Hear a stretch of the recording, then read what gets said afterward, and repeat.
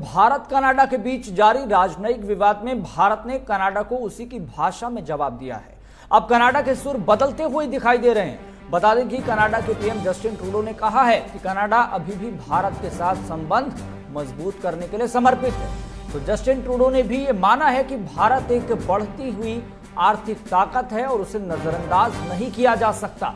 तो Justin Trudeau का बयान उस वक्त सामने आया जब यूएन महासभा में भारत के खिलाफ अमेरिका ने कनाडा का साथ नहीं दिया। कनाडाई प्रधानमंत्री जस्टिन ट्रूडो ने गुरुवार को यह कहा था कि उन्हें यकीन है कि अमेरिकी विदेश मंत्री एंटनी ब्लिंकन अपने भारतीय समकक्ष के साथ निज्जर की हत्या का मुद्दा उठाएंगे। हालांकि अमेरिका ने ट्रूडो की उम्मीदों पर पानी फेर दिया है। वैश्विक स्तर पर भी कनाडा घिरता हुआ दिखाई दे रहा है। यूएन महासभा में अमेरिका ने कनाडा को एक बड़ा झटका दिया है।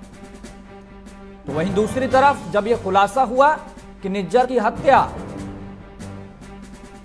आईएसआई के एजेंट्स ने की है, तो कनाडा को और ज्यादा सतर्क हो जाना चाहिए कि खालिस्तानी आतंकियों के दबाव में आके भारत पर इस तरह का बेतुका और बेबुनियाद जो बयान है वो नहीं देना चाहिए। हमारे संवाददाता नितिन धीमान लगातार हमारे साथ जुड़े हुए हैं। नितिन धीमान, एक तरफ अमेरिका का झटका कनाडा को लगा, तो वहीं दूसरी तरफ सूत्रों के हवाले से खबर कि निज्जर की हत्या आईएसआई एजेंट्स ने की है। तो मतलब वैश्विक स्तर पर और इस तरह की बड़ी बड़ी बैठकों में कनाडा घिरता हुआ दिखाई दे रहा है चौतरफा। देखिए, पिछले 3 दिनों में 3 बड़े अपडेट पूरे इस मसले पर हुए। सबसे पहला तो जब ब्लिंकेट और जयशंकर की मुलाकात हुई तो उससे पहले ये कहा जा रहा था कनाडा की तरफ से कि जो यूएस है वो इंडिया के साथ निज्जर का मामला बैठक में द्विपक्षीय वार्ता में उठाएगा। लेकिन बैठक हुई, लेकिन उसमें कोई भी निज्जर का मामला नहीं उठा। आपसी सहयोग की चर्चा अमेरिका और इंडिया के बीच हुई। तो एक बड़ा झटका जो है कनाडा को लगा।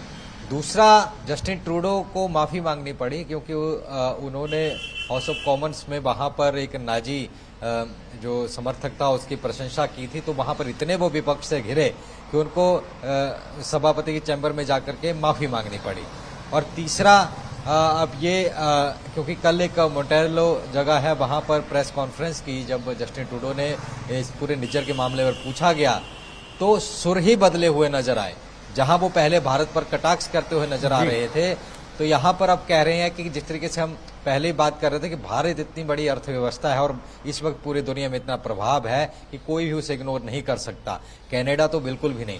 तो यही बात उन्होंने कही कि इंडिया जो है एक बढ़ती हुई अर्थव्यवस्था है और जियोपॉलिटिकल, ये उन्होंने शब्द दिखाया कि जियोपॉलिटिकल नेशन है। मतलब जो नेशन अन्य नेशनों के साथ पूरा प्रभाव रखने वाला जुड़ा हुआ है वो है। तो और वो भी चाहते हैं कि इंडिया के साथ मिलकर काम हो, मिलकर चलें।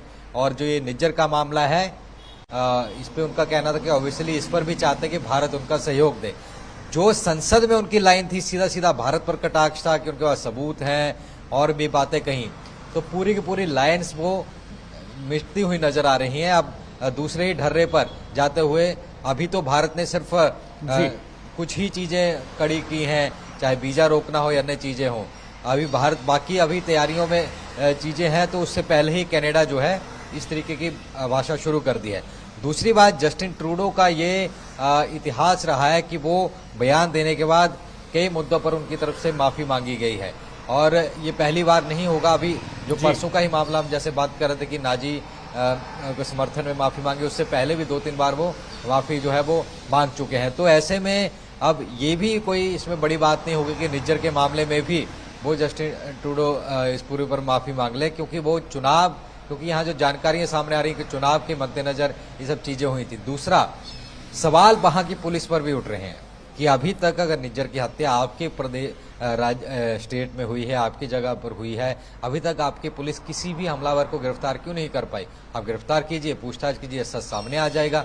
तो अभी तक वो गिरफ्तार नहीं हो। दूसरा, इस तरीके से ये जो बयान सामने आ रहा है निज्जर के बेटे का कि वो 2 आईएसआई के एजेंट से संपर्क में थे और मिलने वाले थे, हत्या जिस दिन होनी थी उसके बाद वो उसके 2 दिन बाद उनसे मिलने भी जाना था, दोबारा एक मीटिंग थी। तो और उनकी जान को खतरा था। अगर जान को खतरा था तो कनाडा की सरकार ने वहां क्यों नहीं उनको सुरक्षा दी?